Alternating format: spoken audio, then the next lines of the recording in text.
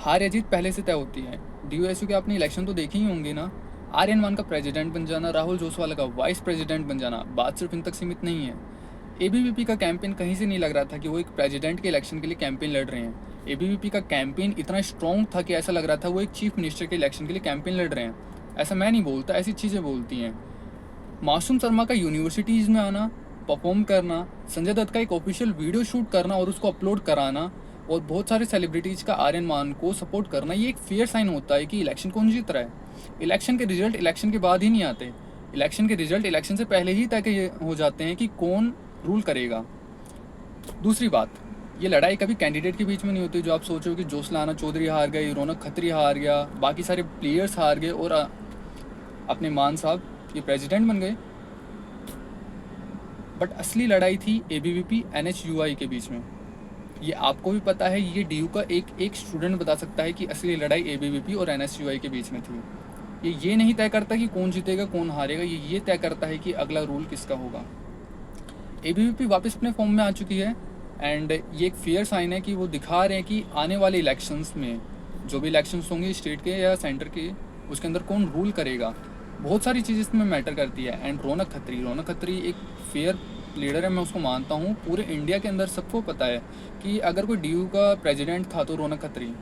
President बहुत सारे बनते हैं बट बहुत सारों के नाम हर किसी को याद नहीं होते, बट रौनक खत्री का नाम ऑलमोस्ट बहुत सारे लोगों को पता है। उसका जो वर्चस्व है और वो जो आवाज़ उठाता था, बेशक वो एनएसयूआई से था, मुझे उससे फ़र्क नहीं पड़ता, बट रियल एक जो रियल लीडर होता है वो रौनक खत्री था। बट उसकी हार क्या साबित करती है? एबीवीपी का बढ़ता हुआ वर्चस्व। ये मैं नहीं कह रहा, ये आपके इलेक्शन के रिजल्ट कह रहे हैं। बहुत सारे लोग बोलेंगे कि अब बैलेट पेपर के साथ या ईवीएम के साथ छेड़छाड़ की गई है। देखो, रौनक खत्री भी जीता था, तब ये ऐसी कोई बात नहीं आई थी कि ईवीएम के साथ छेड़छाड़ की गई है। अगर आर्यन मान हार जाता तो ये ईवीएम फेयर हो जाती, बट अब ये आर्यन मान जीत गया है तो ये ईवीएम पे दोष लग रहा है। ठीक है, असली प्लेयर कौन होता है पता है? जो अपनी हार को शांति से स्वीकार कर ले कि हाँ हम हारे हैं। मैंने बहुत सारी वीडियोस देखी जिसमें एक जोसलाना चौधरी का भी था, जिसमें वो क्लेम कर रही थी कि हाँ भाई ईवीएम के साथ छेड़छाड़ हुई है। Nothing to say about that bro.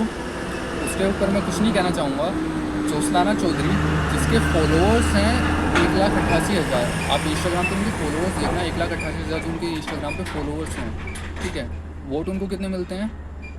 और ये पहली बार नहीं है, आपने पहले भी इलेक्शन में देखा होगा। जो अजीज़ खान है, ठीक है, जो महाराष्ट्र से है, उसके 50 लाख फॉलोअर्स हैं और उसको 110 वोट मिलना भी भारी पड़ गए थे जब वो मेंबर ऑफ पार्लियामेंट के इलेक्शन लड़ रहा था। एंड आप यूँ सोच रहे होगे कि मैं ड्यू की ही बात क्यों कर रहा हूँ। ये पहली बार है जो इलेक्शन इतना ज़्यादा फैला है, जो इतना ज़्यादा ट्रेंडिंग हो रहा है। ठीक है, एबीवीपी का बढ़ता हुआ वर्चस्व, ये आपको बहुत ज़्यादा साइन दिखा रहे हैं। ये कांग्रेस के लिए भी एक साइन है कि अभी आपको और भी ज़्यादा मेहनत करने की ज़रूरत है, और भाजपा के लिए कि इनको बढ़ते हुए प्रोग्रेस को देखना होगा। जय हिंद।